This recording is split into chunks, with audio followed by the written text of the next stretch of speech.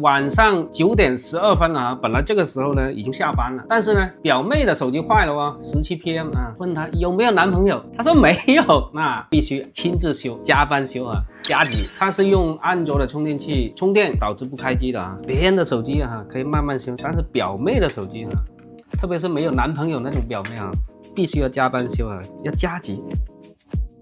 家电先看一下电流。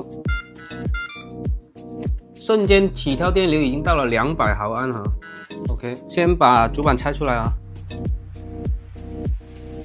，OK， 现在呢主板拆下来了 ，OK， 这个先放一边。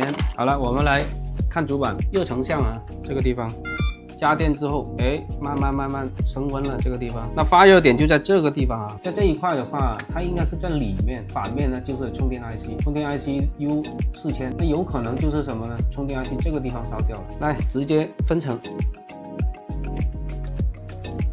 这个是开机键啊，把这里短接一下，好，把它连上，然后我们再来看一下。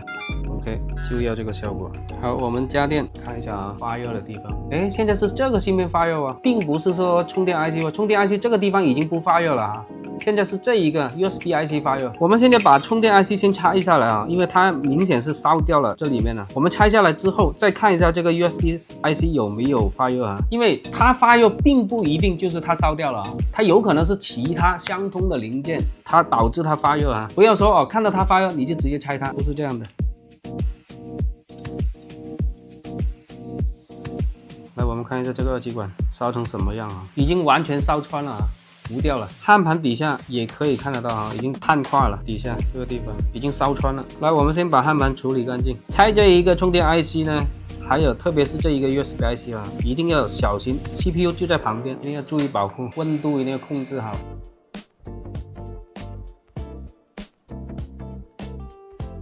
然后这个地方呢，它的脚位还在的，我们直接把它刮开就好了，骨回吸珠上去。好，这里焊盘处理好了，我们来插一个充电 IC， 还有这一个二极管啊，保护二极管，试一试。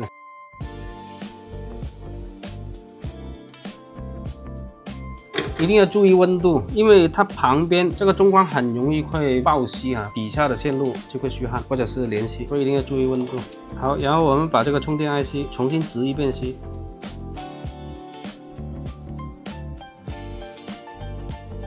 已经安装好了充电 IC 稳压二极管，那我们现在等它冷却之后，我们再看一下这个能不能开机，还有这一个 USB IC 会不会发烫啊？我估计不会。冷却之后，我们测试一下开机，看什么电流。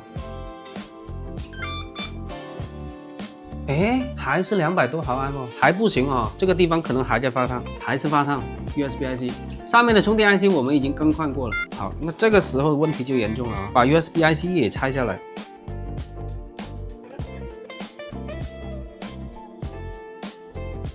好了啊，顺利拆下来了，底下的胶除一下。OK， 再把焊盘处理一下。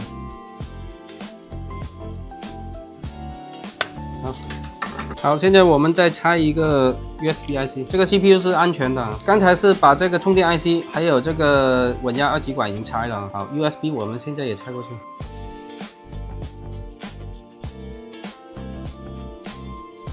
这个芯片呢，千万不要让它崩角啊，崩角是很危险的。有些崩一点点它就坏了，所以一定要注意，不要让它崩角。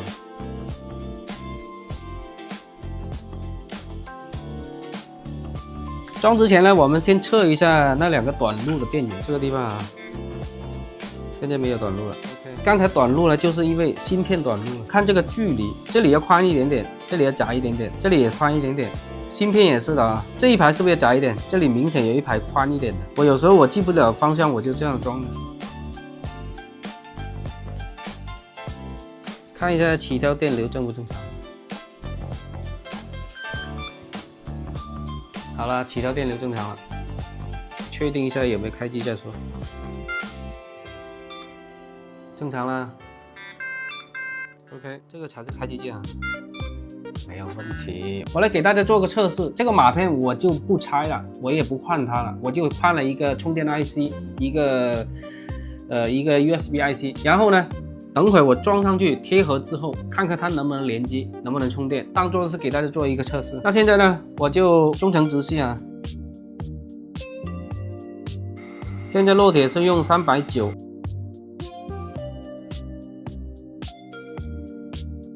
还可以啊，这个效果。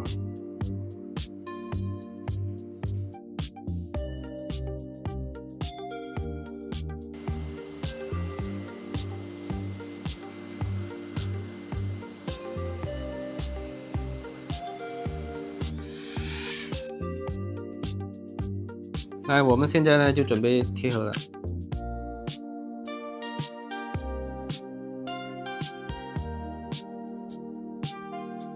然后测一下这个排线，一定要测一下这个地方的组织啊，这2个触点完了，你看没有组织啊，这个排线已经虚焊了。那等会儿呢，我们还要重新把这个排线重新安装。正常来说，这2个触点它组织是有1800多的，所以现在上面呢肯定是听筒没有声音的。那听筒我就干脆先不装了，先测试。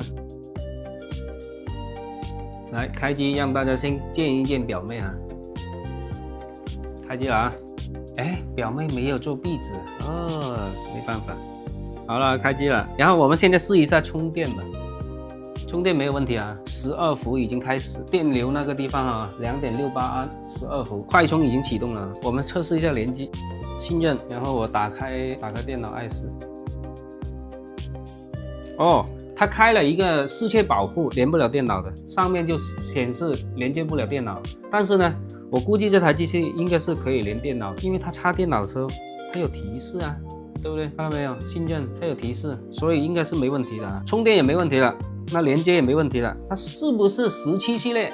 兄弟们，来回到这个画面，是不是说17系列换那个 USB-IC 不用换码片的？评论区告诉我。好了，这期视频呢，我们就分享到这里啊。表妹的手机已经搞好了，她现在已经在楼下等我去吃宵夜了。感谢大家观看，我们下期再见，拜拜。